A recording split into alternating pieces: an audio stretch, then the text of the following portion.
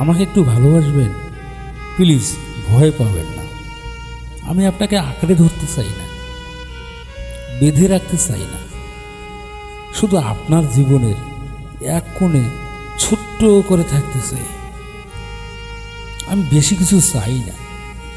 প্রতিদিন কথা, সারাদিন সময় কিছু চাই না।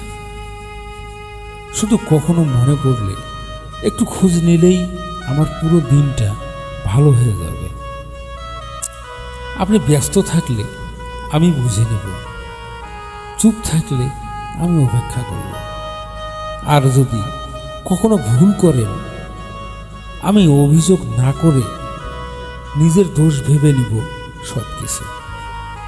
কারণ আপনার সাথে থাকা মানে আমার কাছে শান্তি।